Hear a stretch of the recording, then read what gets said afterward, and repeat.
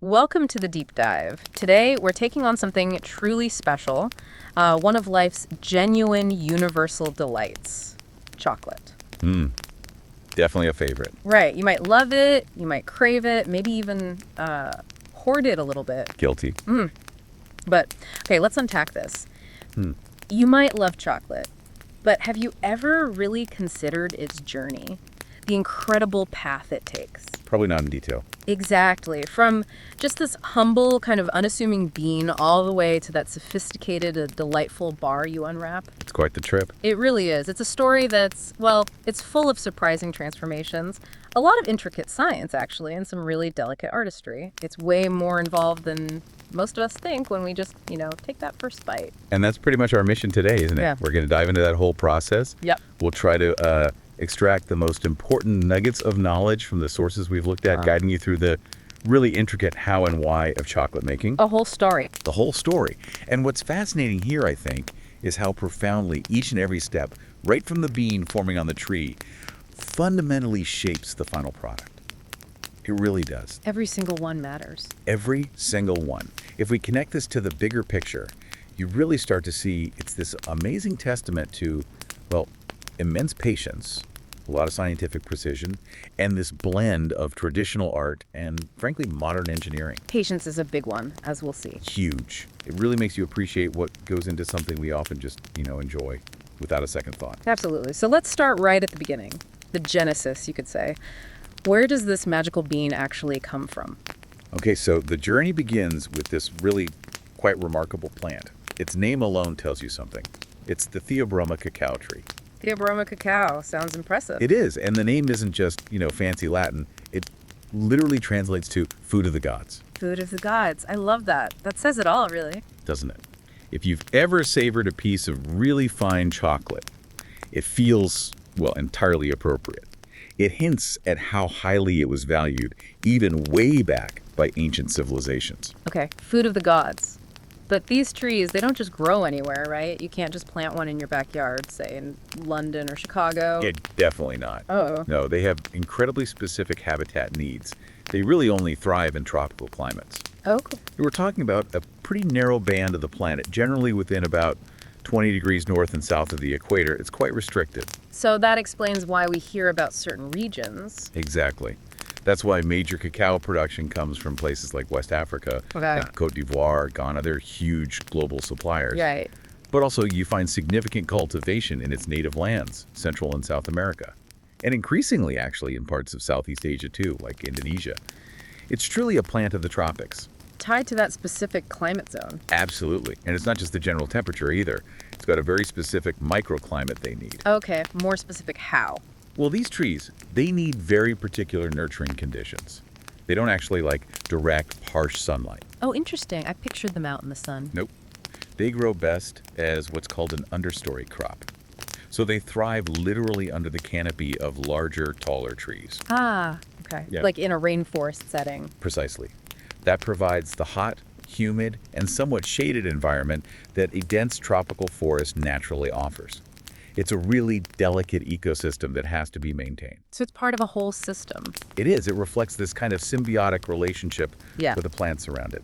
Any disruption, like deforestation, can seriously impact cacao yields and the quality too. And getting those first yields, that takes time too, doesn't it? It's not an annual crop you plant and harvest the same year. Not at all. Ah. That's a really important point. There's a significant wait time involved. It takes surprisingly about 3 to 5 years after planting before a cacao tree even starts bearing its first fruit, its first pods. 3 to 5 years. Wow. Think about that, 3 to 5 years before a single pod. Imagine investing that time, that land, that care before you see any return at all. It's a true labor of love from the very beginning, isn't it? A really long-term investment. It is. It requires real commitment, real foresight from the farmers. This initial phase alone just highlights the huge dedication needed even before you get to any processing. Yeah, you really have to be in it for the long haul. Definitely. And this whole foundational phase, it really underscores those geographical constraints we talked about and the incredibly delicate ecological balance that's required. Huh?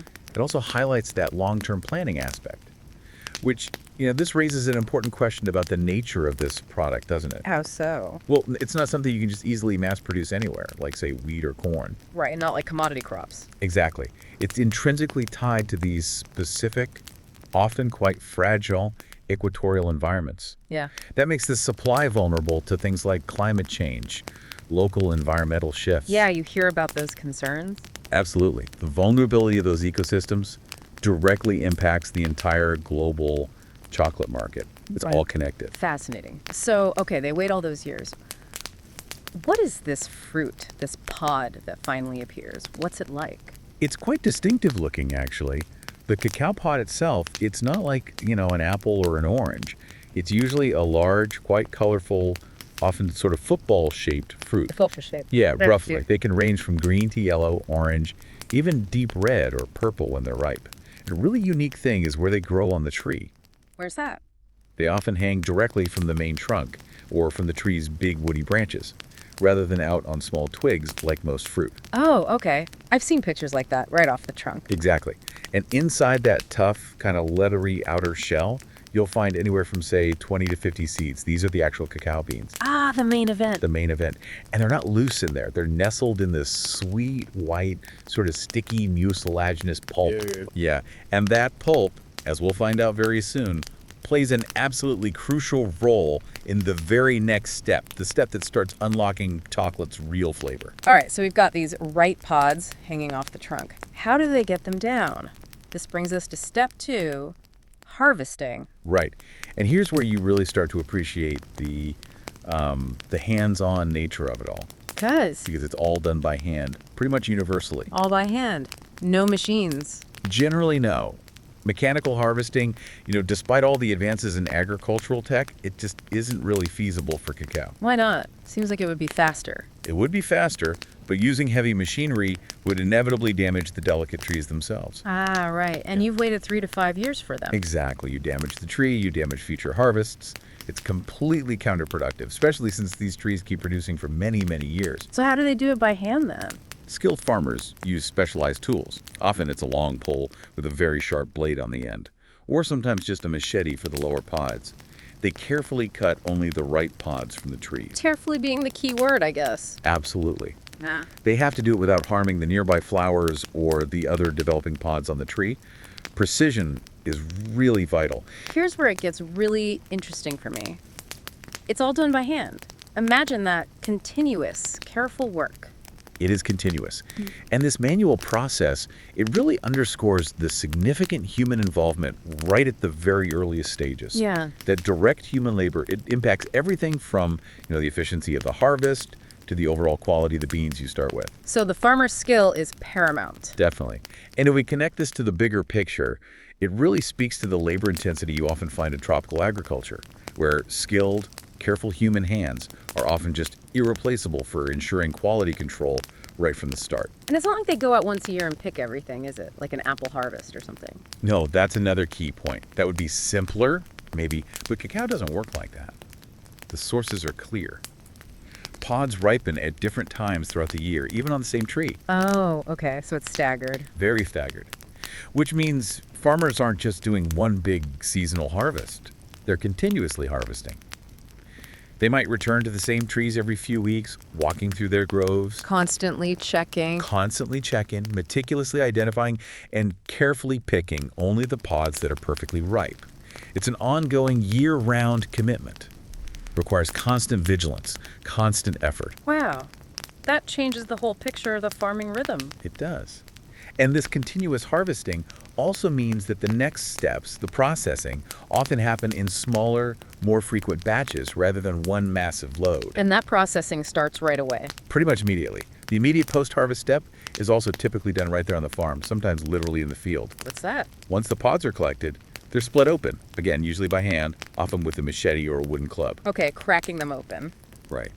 This reveals those precious cacao beans inside, still covered in that white, sticky pulp we mentioned. Ah, the pulp again. Yep. And this manual, on-site initial processing, is critical because it quickly exposes the beans and their pulp to the air, which is necessary to kick off the next really transformative stage. Which is? Fermentation. The delicate balance and the very beginning of flavor development start right there. even before the beans leave the farm. It underscores how vital the farmer's role is in setting the stage for quality. And the speed of splitting the pods is important too. You want to get that fermentation going promptly. Okay, so we've got our beans. They're out of the pod, still coated in this sweet pulp. And this takes us to step 3. Fermentation. You mentioned this is transformative. Hugely transformative. If you asked a chocolatier, what's the single most critical step for flavor development? Yeah. Many would point right here to fermentation. Really? More than roasting? Arguably, yes. Or at least just as important. This is the true heart of flavor development, where chocolate really begins to awaken its characteristic taste profile. It transforms what is essentially a bitter, kind of astringent seed into something that starts hinting at the deliciousness to come. So what does this all mean without good fermentation? You simply wouldn't have chocolate as we know it. It would be harsh, bitter, maybe rubbery. It wouldn't taste like chocolate. Okay, so how does this flavor awakening happen? What's the process? Well, this fermentation step is a fantastic example of complex biochemistry in action. But the setup can be quite traditional. The beans, still with their pulp, are typically placed into special fermentation boxes. Red boxes. Yeah, often made of wood, sometimes arranged in tiers so they can be easily turned. Or in some smaller operations, they might just be piled onto large banana leaves right there on the farm and then covered with more leaves. Banana leaves. That sounds very natural. It is. But it's not just about letting them sit there and, rot. It's a carefully managed environment designed to kick off very specific biological and chemical processes. The way they're piled or boxed allows for some air circulation, but also helps retain the heat that's generated. Heat generation. From what? From microbial activity. Over the next, say, 5 to 7 days, it varies depending on the bean type and the climate. This incredible microbial party gets started. A party? Yeah. Yeasts and various kinds of bacteria, they start feasting on the sugars present in that sweet white pulp surrounding the beans. The pulp is fuel. Exactly. It's fuel for the microbes. And this microbial magic isn't passive. It's very active, and it's exothermic, meaning it produces heat. Okay. Our sources highlight that this biological process generates a significant amount of heat. Yeah. Temperatures inside that fermenting mass of beans can climb pretty high, up to 45 to 50 degrees Celsius. Wow, that's like 113 to 122 Fahrenheit. That's serious heat just for microbes. It is. And that heat is absolutely critical, along with the enzymes and the microbial byproducts, for driving the crucial transformations inside the bean itself. What kind of transformations are we talking about? Several key things happen. First, the pulp breaks down and liquefies, draining away. Then, acids produced by the microbes, like lactic acid and acetic acid, think vinegar, penetrate the bean shell. Acids get inside the bean. They do. And this acid influx, combined with the heat, does a couple of things. It kills the bean embryo, so it can't sprout. Stops it from germinating. Right. And it causes the cell walls inside the bean to break down. This allows different compounds within the bean to mix and react in new ways. Okay, so internal changes. Does it look different? Oh, definitely. The beans dramatically change color. They usually start out sort of purplish or slate-colored inside due to compounds called anthocyanins.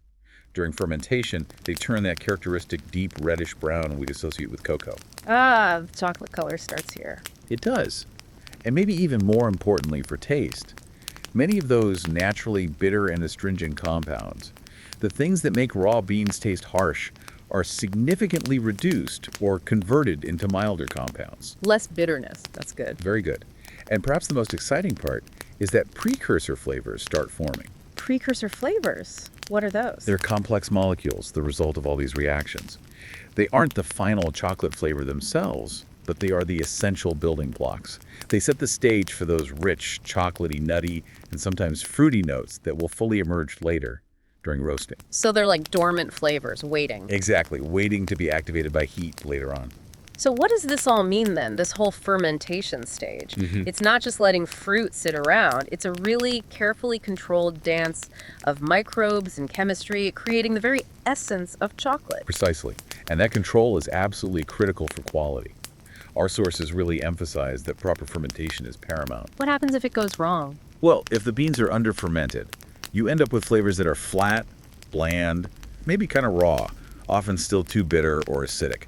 Makes for very poor chocolate. Okay. And too much? If they're over-fermented, you get different problems. Unwanted sourness, sometimes off flavors like ammonia or even burnt notes, can develop as the wrong kinds of microbes might take over. a really delicate balance. So getting it right here is crucial for everything else. Absolutely foundational. Yeah. A skilled fermenter knows exactly when to stop the process, often by smell, by temperature, by the look of the beans. Wow. That sounds like real expertise. It is. And this raises an important question, how do producers manage consistency? Especially when you think about all the variables, the local climate, the humidity, even the specific mix of microbes present naturally in that environment can vary. Right. It can't be exactly the same every time. It can't. So many producers will actively manage it by turning or aerating the beans during fermentation. They might mix them, move them from one box to another Why do they do that? to ensure more even temperature distribution throughout the mass and to control the amount of oxygen getting in, which influences which microbes are most active. It really speaks to the skill, the experience, sometimes even the intuitive knowledge required right there at the farm level. Yeah, because if the fermentation is off. If it's inconsistent, it can completely undermine all the careful work that comes later. No matter how sophisticated the chocolate factory is, it's truly a critical bottleneck for quality and flavor. Okay, so the beans have had their flavor transformation, their awakening, but they're still wet from the pulp in the process, right? Very wet. Yeah, they come out of fermentation quite moist, often over 60% moisture content. So you can't just bag them up like that. Definitely not. They'd mold and spoil very quickly. Yeah. Which brings us logically to step 4, drying. Drying seems simple enough. It seems simple, but like fermentation, it's absolutely vital. This step is all about preservation and preparing the beans for what might be a long journey to chocolate makers around the world. How do they do it? Just lay them out. Traditionally, and still very, very commonly, yes, the beans are spread out in a thin layer under the sun to dry. You often see pictures of this huge quantities of beans laid out on large, flat concrete patios. Right, I've seen those. Or sometimes on raised drying beds, maybe made of bamboo or wire mesh, to allow air circulation underneath. Or even just on mats laid on the ground. The sun's warmth and the natural air movement do the work. Sun-kissed beans, literally. Literally. And this seemingly straightforward step, drying, is actually crucial for shelf stability and the whole global distribution network. How so? What's the main goal? The primary goal is just to drastically reduce the moisture content of the beans.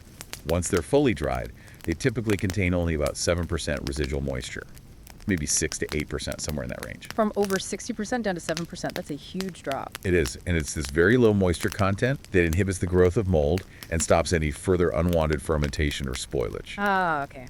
Preservation. Exactly. It allows the beans to be stored safely for extended periods, sometimes up to a year or even more, under the right conditions, and, crucially, to be transported across the globe without degrading. So they're getting ready for their big journey, making sure they arrive in perfect condition. You got it.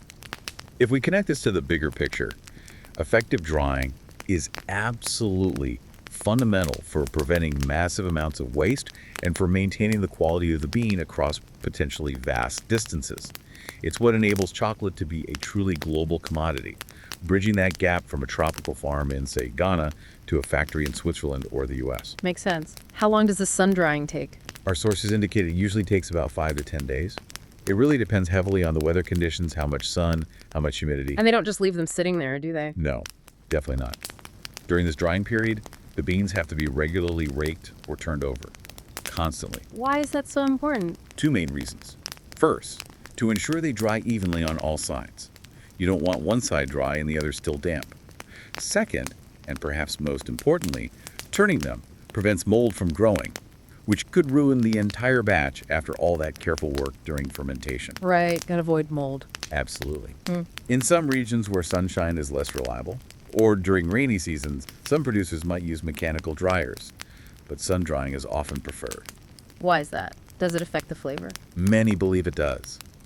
Beyond just removing moisture, that slow sun drying process can actually contribute to further subtle chemical changes within the beans.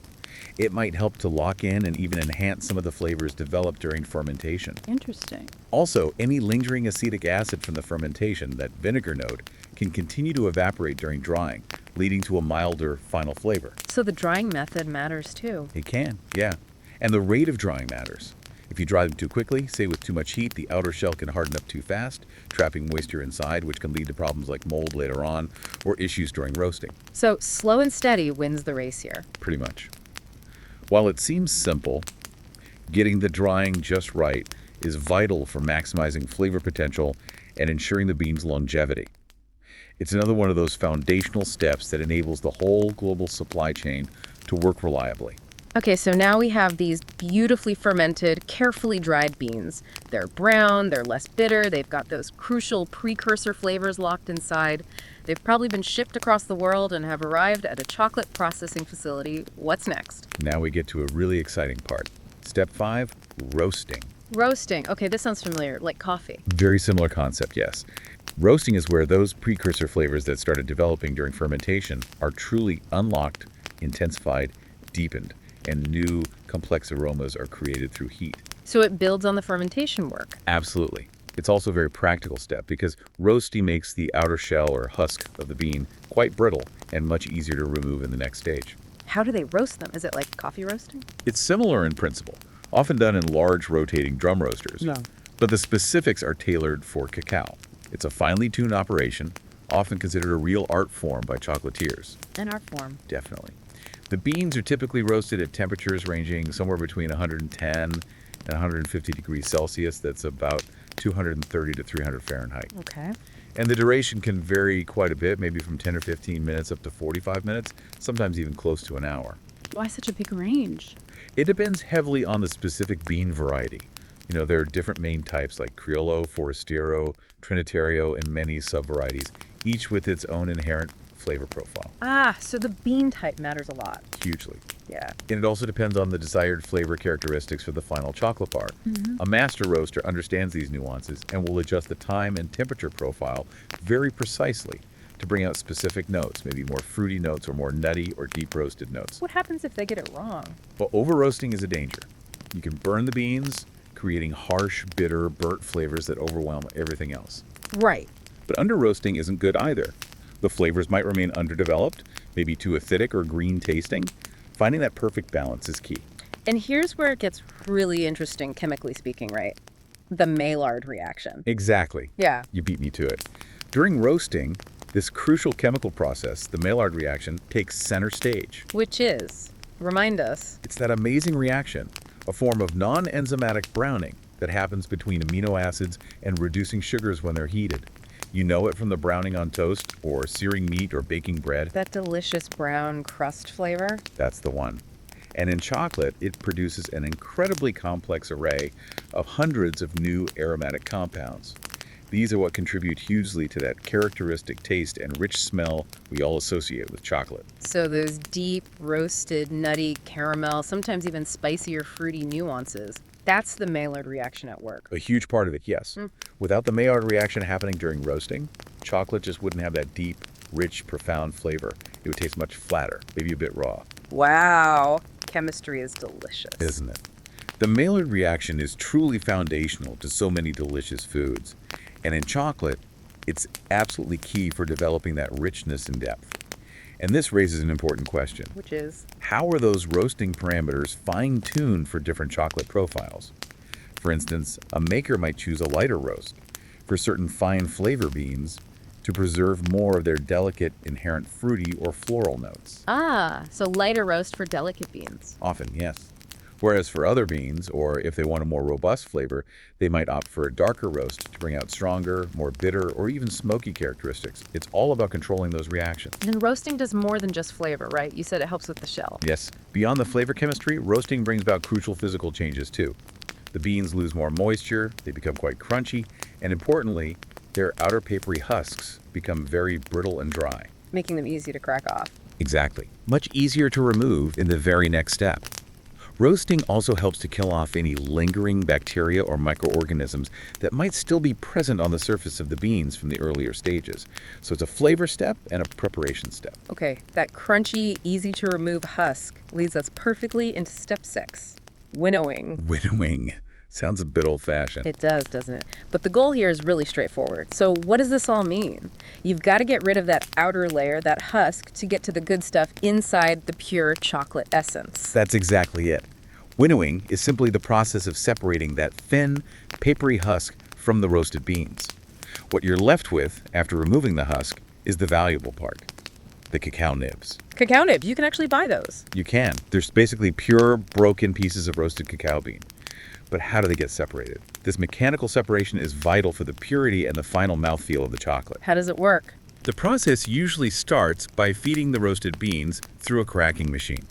Something like a mill that gently breaks the whole beans into smaller pieces, separating the nib from the husk without pulverizing everything. Okay, so crack first. Crack first. Then comes the separation part.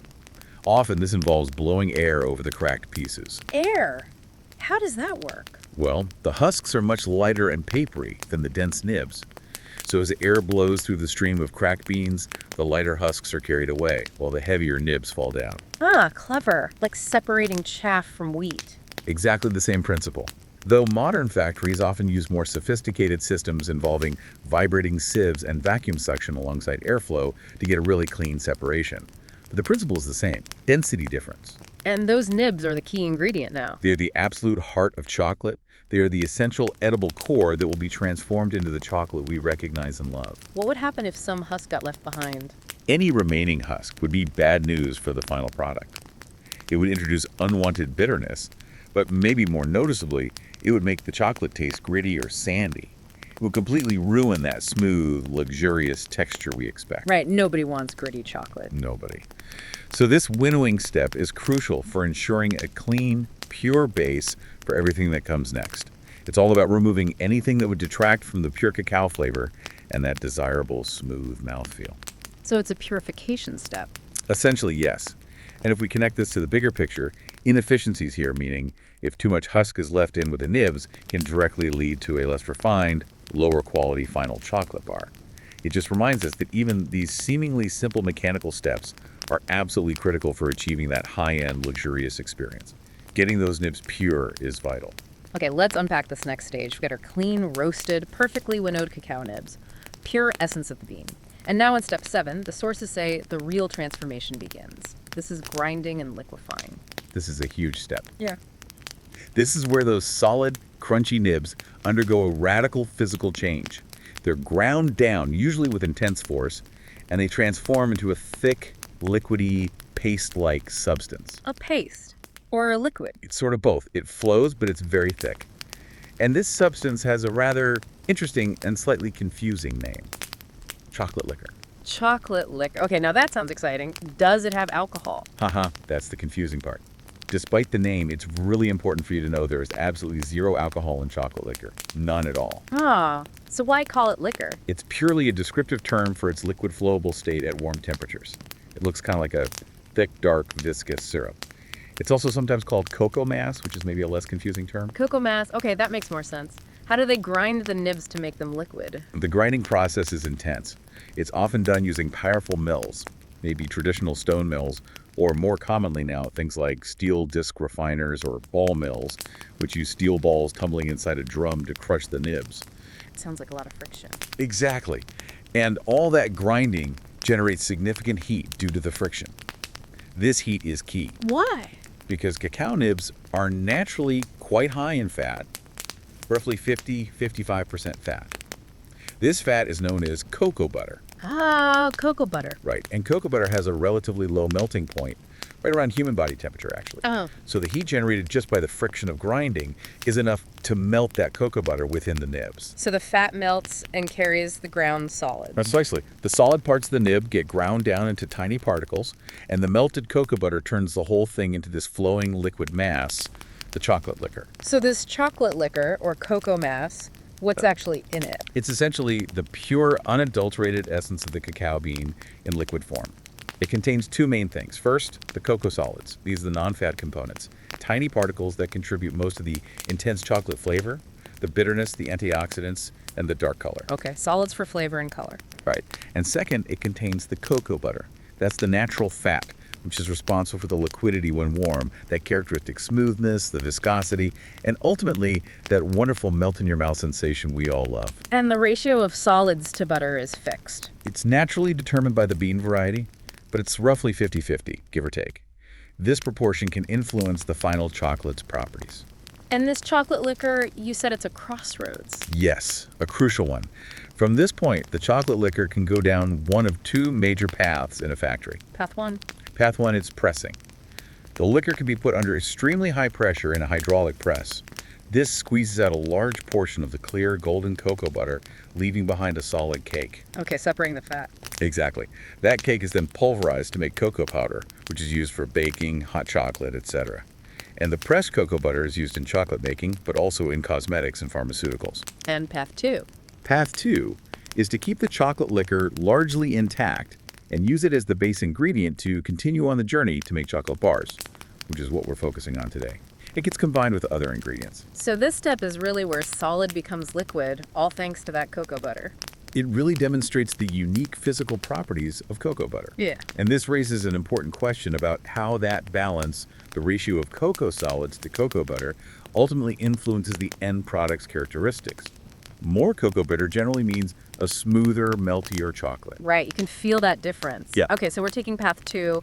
We have our foundational chocolate liquor. What happens now? Step 8. Mixing and refining. Correct. Mixing and refining. This is where the customization really starts.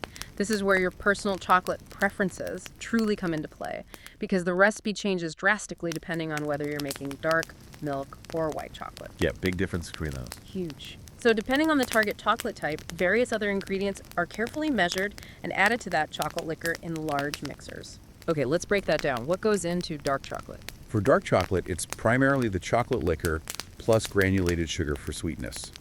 The amount of sugar varies depending on the percentage, like 70% or 85% dark chocolate. Right, the percentage refers to the total cacao content. Exactly, the liquor plus any added cocoa butter.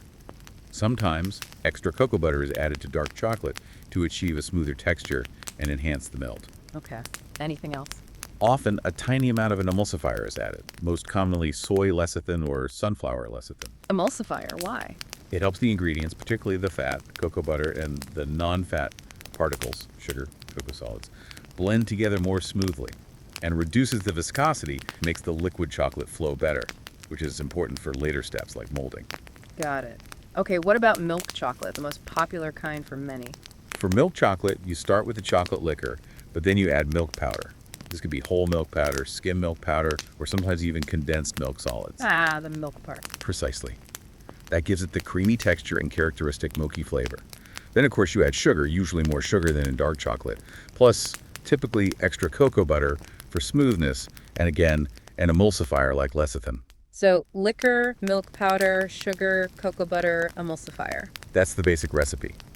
Vanilla or vanillin is also very commonly added to both dark and milk chocolate for flavor enhancement. Okay. And white chocolate, that always seems different.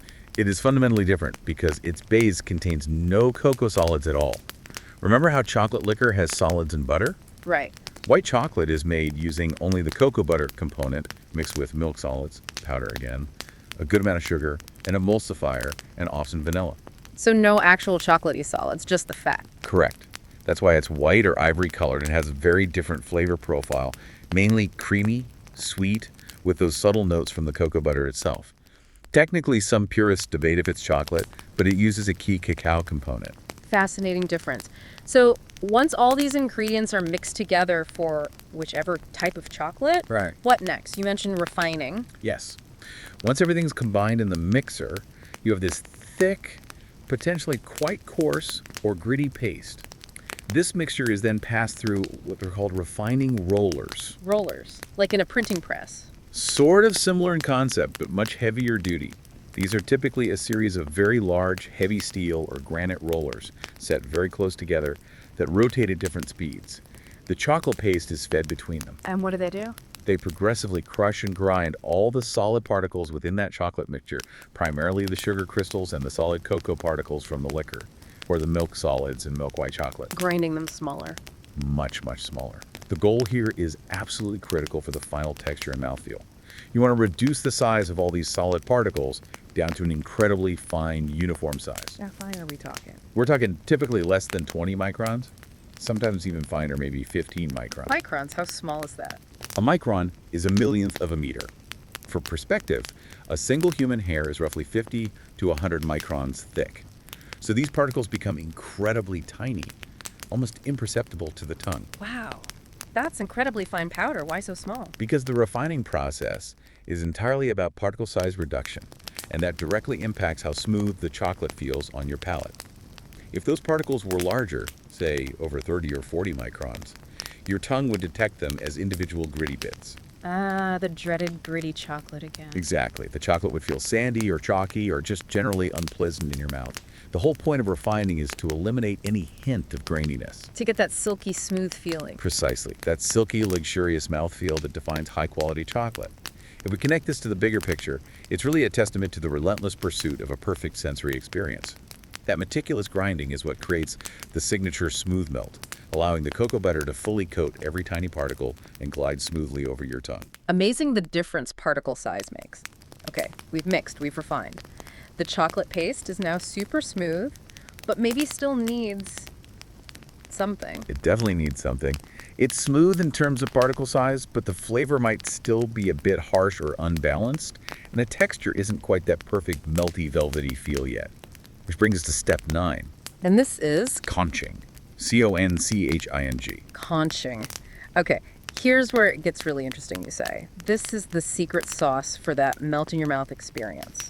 Many would say yes. Conching is often considered one of the most crucial processes for developing the final texture and flavor profile of the chocolate. It transforms it, making it truly smooth, mellow, and highly palatable. Who figured this out? It was a revolutionary invention credited to Rodolphe Lindt. Yes. That Lindt back in Switzerland in the late 19th century, 1879, I believe. Clint, okay. How did he discover it? Well, the story, possibly apocryphal but widely told, is that he accidentally left a mixing machine running overnight, or maybe over a weekend. When he came back, he found that the chocolate inside, which was normally gritty and hard, had transformed into this incredibly smooth, melty liquid with a much better flavor. A happy accident. The best kind. He realized that prolonged agitation and aeration were key. He developed a specific machine for this called a conche, because the original ones were shaped somewhat like a conch shell. Ah, hence the name. What does a concha machine actually do? Modern conchas vary, but the principle is the same. It's essentially a large basin or trough, often granite-lined, with heavy rollers or rotating arms inside that continuously scrape, knead, shear, and agitate the chocolate mass. Just constantly mixing it. Constantly mixing, folding, and turning it over on itself over extended periods. And crucially, it does this while keeping the chocolate warm. How long are we talking? You said hours, even days. Yes. Conching times can vary dramatically. For basic chocolate, it might be just a few hours. But for high-quality premium chocolate, it can go on for 24 hours, 48 hours, even 72 hours or longer in some cases. 3 days of continuous churning. Wow. And it's kept warm? Yes, the friction itself generates some heat, but the machines are also typically heated.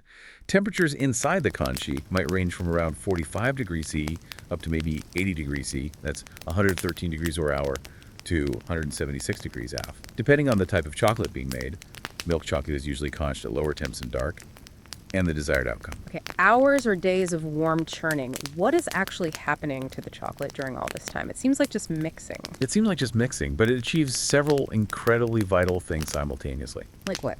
Okay, first, while refining got the solid particles really small, conching can further smooth and round off the sharp edges of those tiny particles, like polishing microscopic pebbles.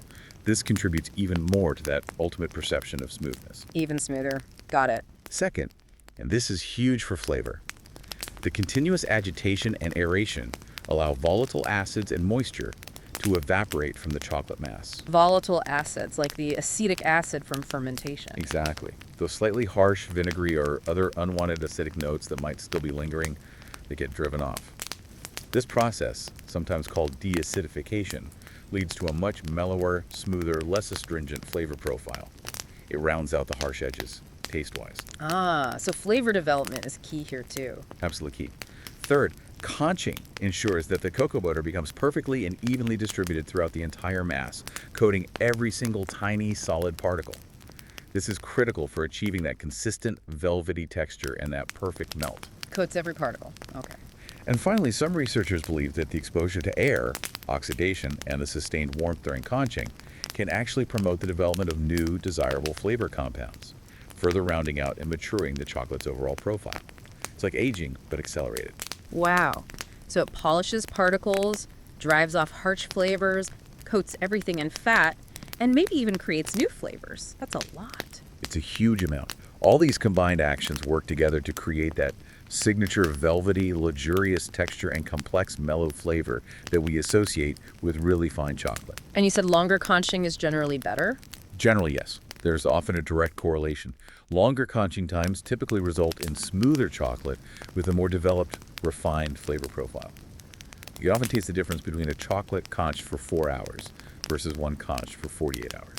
But that must cost more, right? Time and energy? Definitely. This raises an important question about the balance chocolatiers have to strike between efficiency and achieving that ultimate sensory profile.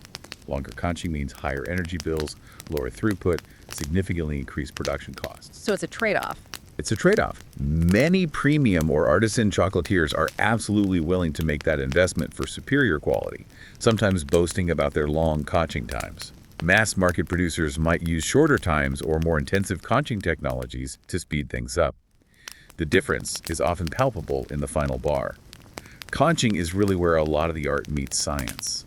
Incredible. Okay, so after potentially days of conching, we have this wonderfully smooth, perfectly flavored, warm liquid chocolate.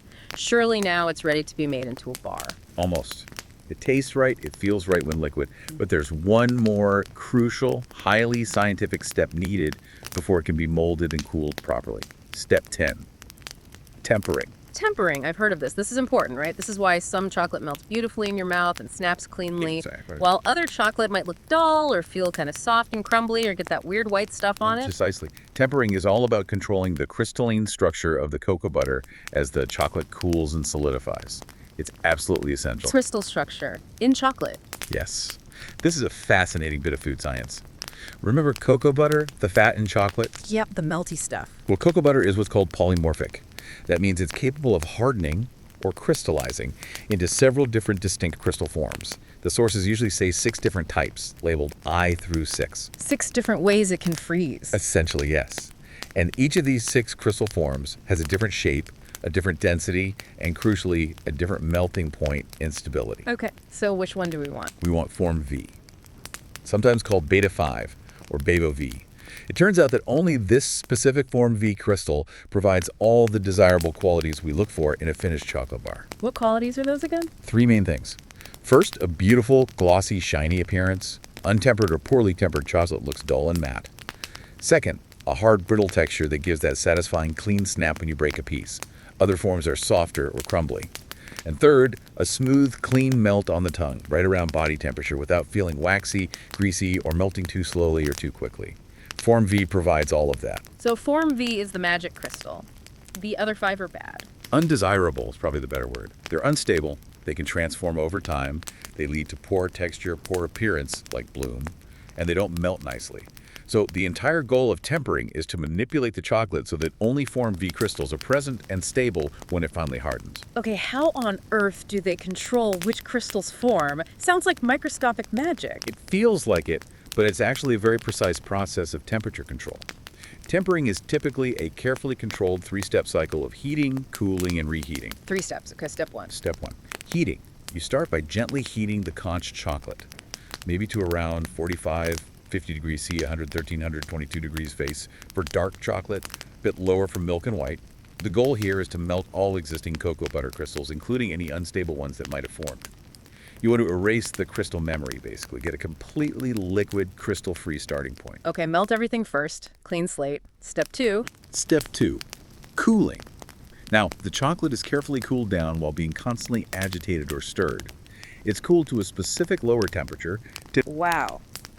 That is incredibly precise temperature juggling. It really is. It requires accurate thermometers, careful control, and often specialized tempering machines, especially for large volumes. Even a degree or 2 off can mess it up. So what does this all mean? The incredible result of all that temperature dancing is chocolate that's loaded with stable form V crystals. Exactly. Stable cocoa butter crystals are now perfectly seated throughout the liquid chocolate. And this is why properly tempered chocolate is essential for bars, for truffles, for anything that needs to hold its shape and look good. Absolutely. It's what gives the final product that structural integrity, that glossy shine, the hard snap, and that perfect melt-in-your-mouth feel. Without proper tempering, as you said, the chocolate can end up looking dull, feeling soft or crumbly, maybe waxy. And it can get that bloom. Yes. Tempering is the primary defense against fat bloom, that white, chalky, sometimes streaky surface discoloration you sometimes see, especially on older or poorly stored chocolate. What causes bloom? Bloom is usually caused by unstable cocoa butter crystals. or fat migrating, reforming on the surface. Proper tempering creates a stable form V structure that resists this migration and recrystallization much better. So tempering is key for looks, texture, and stability. All of the above. Tempering is truly a precise crystallographic process that defines the visual and textural appeal of the finished chocolate. If we connect this to the bigger picture, it really explains phenomena like bloom, and it explains why artists and chocolatiers spend so much time and effort mastering this particular skill. It's literally the key to a perfect chocolate experience, ensuring the product looks, feels, and tastes right, from the moment it's made until you enjoy it. It's a beautiful marriage of food art and material science. Wow, so much science just for that perfect snap. Okay, now we have our beautifully tempered chocolate. It's warm, it's fluid, it's full of the right crystals. It must be ready for its final shape now. Finally, yes. This takes us to step 11, molding and cooling. This is where that liquid luxury transforms into the solid masterpiece you actually hold in your hand. How's it done? Just pour it. Pretty much. The perfectly tempered liquid chocolate is carefully poured into preformed molds. These molds are often made of rigid polycarbonate plastic, and they come in countless shapes and sizes. Like the classic segmented chocolate bar molds. Exactly. Or molds for smaller coins, squares, intricate bonbons or pralines, seasonal shapes like bunnies or Santas, or even custom designs for specific brands or artisanal creations. The precision of the mold determines the final look and any patterns on the chocolate surface. Okay, poured into the mold. Then what? Then, almost universally, the filled molds are vibrated. They're placed on a vibrating table or passed through a vibrating tunnel. Vibrating? Why shake the chocolate? It sounds odd, but it's a crucial step. The vibration serves to release any tiny air bubbles that might have gotten trapped in the chocolate when it was poured. Ah, gets rid of bubbles. Exactly. Without this step, you could end up with little air pockets or pinholes on the surface or inside the finished chocolate. That would compromise its smooth, glossy appearance and sometimes even its texture, maybe creating weak spots where it breaks unevenly. Vibration ensures a flawless surface and a consistent density. Clever. Okay, vibrated, bubble-free. Now it just needs to harden. Right. After vibrating, the molds are typically moved into a carefully controlled cooling environment. This is usually a long cooling tunnel, or sometimes specialized refrigerators. Cooling tunnel. Sounds industrial. It often is for large-scale production. This is where the final magic of setting happens. The chocolate is cooled slowly and precisely. Slowly. Why not just blast it with cold air to speed it up? Because the cooling rate is actually very important. Remember all that work getting the Form V crystals perfectly seated during tempering? Yes, the magic crystals. Well, you need to cool the chocolate down in a way that allows those Form V crystals to grow properly and form a stable interlocking network throughout the bar as it solidifies. If you cool it too quickly, shock cooling, you can actually cause stress fractures or potentially trap some unstable crystal forms, leading to issues like bloom later on, even if it was tempered correctly. Ah, so the cooling has to be gentle to preserve the temper. Exactly. Controlled cooling is just as important as the tempering itself for ensuring the chocolate sets with that hard texture, glossy shine, and good contraction. Contraction. Yes, properly tempered and cooled chocolate contracts slightly as it solidifies. This slight shrinkage is what makes it easy to pop out of the molds cleanly once it's fully hardened. Okay, so gentle cooling is key. It is, and this raises an important question about industrial production. How do they scale this delicate cooling process while maintaining perfect quality for thousands of bars? Those cooling tunnels are meticulously engineered with different temperature zones to cool the chocolate down gradually and consistently. Precision again. Always precision with chocolate. Once the chocolate is fully solidified and has contracted, the final step in this stage is demolding, turning the molds over and tapping them, or using automated systems to release the beautiful, finished chocolate pieces, ready for the very last step. And the very last step, number 12, must be packaging. Okay, let's unpack this last step. It's not just about a pretty wrapper, is it? It's actually a carefully designed shield for your chocolate. That's a perfect way to put it. Yes, once the chocolate is molded, cooled, and demolded, it's immediately wrapped and packaged. And the materials used can vary enormously. What kind of materials? You see everything. Traditional aluminum foil, often as an inner wrap, that may be a paper or plastic outer wrapper, sometimes just a sealed plastic flow wrap. Increasingly, you also see more sustainable options like paper, cardboard, or even compostable and biodegradable packaging, which reflects brand values and consumer demand. But whatever the material, the main job is protection. Absolutely. Packaging is truly the final frontier of quality control. It's there to protect the significant investment in time, skill, energy, and raw materials that has gone into making that chocolate, all the way from the bean to the finished bar. What's it protecting it from? Primarily, the packaging creates a barrier. It needs to protect the chocolate from exposure to several enemies: air, moisture, and light, and sometimes strong odors too. Why are those bad for chocolate? Well, exposure to air, specifically oxygen, can lead to oxidation over time. This can cause the fats, cocoa butter, to go stale or rancid, developing off flavors. Okay, so seals out air, moisture. Moisture is another big enemy. If moisture gets onto the surface of chocolate, it can dissolve some of the sugar. When the moisture evaporates later, the sugar recrystallizes on the surface, forming what's called sugar bloom. Ah, bloom again, but this one is sugar, not fat. Correct. Sugar bloom looks like a white or grayish, often slightly gritty or powdery coating.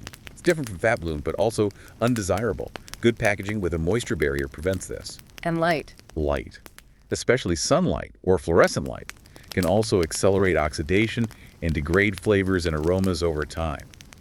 Opaque packaging helps protect against that. So packaging prevents bloom, stops it going stale. What else? It also crucially prevents the chocolate from absorbing unwanted off flavors or aromas from its surroundings. Chocolate, especially the cocoa butter in it, is really good at picking up smells. Right, like if you leave it unwrapped in the fridge next to an onion. Exactly. Or coffee or strong spices. You don't want your fancy dark chocolate tasting like garlic bread. A good, well-sealed package acts as an effective barrier against that kind of flavor contamination, ensuring the chocolate tastes only like itself, exactly as the chocolatier intended. Makes sense, it's a sensitive product. Yeah, it really is. And finally, beyond just protection, the packaging serves other vital roles too, doesn't it? Like what? Branding. Branding, definitely. But also information.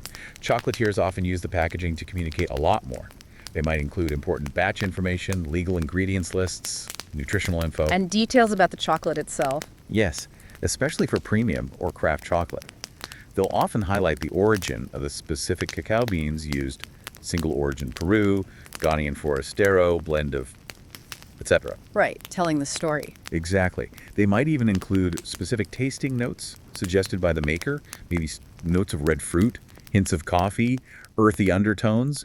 This kind of sophisticated labeling really adds to the whole consumer experience, turning a simple purchase into more of a journey of discovery. Yeah, you feel like you know more about what you're eating. Precisely. Yeah. So if we connect this to the bigger picture, proper packaging does so much. It extends the shelf life dramatically, it enhances the consumer's perception and understanding of the product, and ultimately, it ensures that the person eating the chocolate experiences it exactly as intended, reflecting the quality achieved through all those preceding incredibly meticulous steps.